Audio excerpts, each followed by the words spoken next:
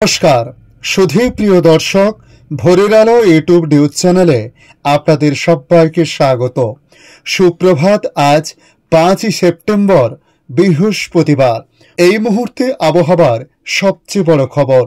আবারও বঙ্গোপসাগরে ঘূর্ণাবর্তের চোখ রাঙানি, ফের নিম্নচাপের হুঁশিয়ারি। মৌসুম ভবনের সর্বশেষ রিপোর্ট জানাচ্ছে উত্তর পশ্চিম বঙ্গোপসাগরে একটি ঘূর্ণাবর্ত সঞ্চালন চিহ্নিত করা হয়েছে, যা বায়ুমণ্ডলের মধ্যস্তর পর্যন্ত বিস্তৃত। এর প্রভাবে আজ বৃহস্পতিবার অন্ধ্রপ্রদেশ এবং ওড়িশার উপকূলে বঙ্গোপসাগরের উপর একটি নিম্নচাপ অঞ্চল তৈরি হওয়ার সম্ভাবনা রয়েছে। তাই আজকের এই ভিডিওর মাধ্যমে আপনাদের জানানোর চেষ্টা করব পশ্চিমবাংলার পাশাপাশি ভারতবর্ষের অন্যান্য রাজ্যের আবহাওয়ার পরিস্থিতি আজ থেকে আগামী কয়েকদিন কেমন থাকতে পারে। আজ পশ্চিমবাংলার দুই বঙ্গের কোন কোন জেলায় বৃষ্টিপাতের সম্ভাবনা রয়েছে, তার পাশাপাশি তুলে ধরব বাংলাদেশ আবহাওয়া দপ্তর বাংলাদেশ নিয়ে কি জানিয়েছে। সমস্ত কিছু সংক্ষিপ্তভাবে তুলে ধরব আজকের এই ভিডিওর মাধ্যমে। অবশ্যই ভিডিওর শেষ পর্যন্ত দেখার জন্য অনুরোধ করলাম। দেখে নিন আজকের লেটেস্ট আপডেটে কি জানিয়েছে আবহাওয়া দপ্তর।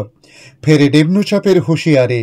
মৌসুম ভবনের সর্বশেষ রিপোর্ট জানাচ্ছে উত্তর পশ্চিম বঙ্গোপসাগরে একটি ঘূর্ণাবর্ত সঞ্চালন চিহ্নিত করা হয়েছে, যা বায়ুমণ্ডলের মধ্যস্তর পর্যন্ত বিস্তৃত।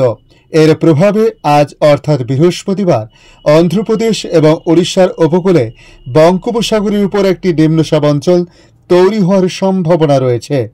এই সিস্টেমটি উপকূল রেখা বরাবর ধীরে ধীরে ঊর্ধ্বমুখী স্থানান্তরের পাশাপাশি সমুদ্রের উপর দিয়ে এগোবে।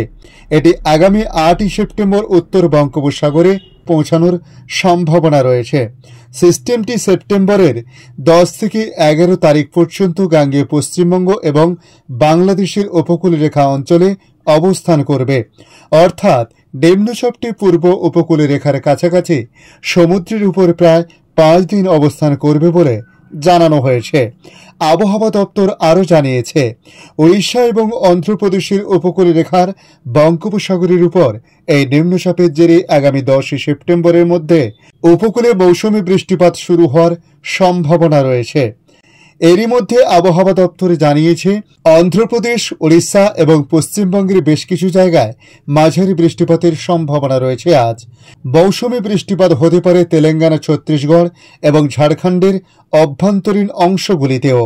দুর্যোগের আশঙ্কা থাকবে বিদর্ভ এবং পূর্ব মধ্যপ্রদেশেরও কিছু অংশে।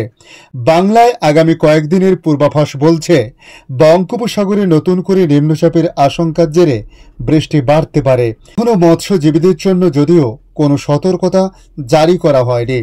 উত্তরবঙ্গে ভারী বৃষ্টি চলবে, বজ্রবিদ্যুৎ সহ বৃষ্টির সম্ভাবনা রয়েছে। বুধবারের পর থেকে আবহাওয়ার পরিবর্তন হবে দক্ষিণবঙ্গে।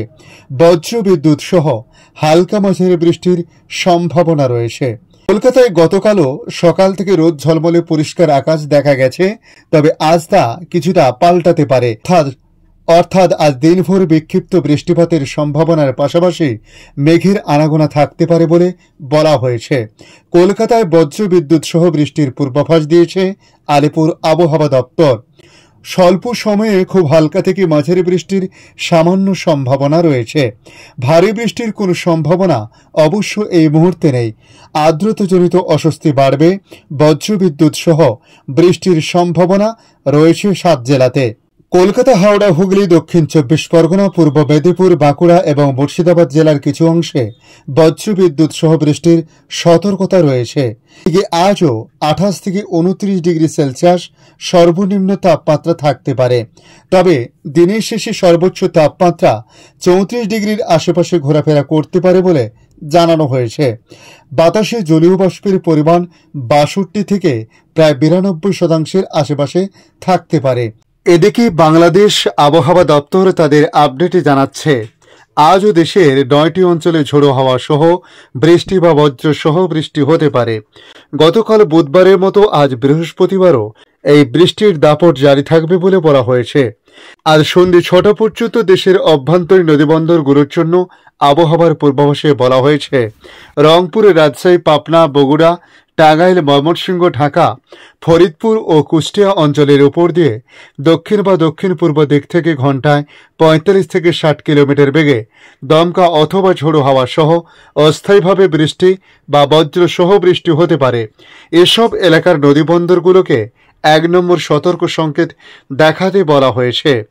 আবহাওয়ার পূর্বাভাসে বলা হয়েছে, দক্ষিণ ওড়িশা এবং তৎসংলগ্ন এলাকায় অবস্থানরত স্থল নিম্নচাপটি উত্তর পশ্চিম দিকে অগ্রসর হয়ে বর্তমানে ছত্তিশগড় এবং তৎসংলগ্ন এলাকায় অবস্থান করেছে। এটি আরও উত্তর পশ্চিম দিকে অগ্রসর হয়ে ক্রমান্বয়ে দুর্বল হতে পারে। মৌসুমী বায়ুর অক্ষের বর্ধিত অংশ রাজস্থান, মধ্যপ্রদেশ, স্থল নিম্নচাপের কেন্দ্রস্থল ওড়িশা ও পশ্চিমবঙ্গ ও বাংলাদেশের মধ্যাঞ্চল হয়ে আসাম পর্যন্ত বিস্তৃত রয়েছে।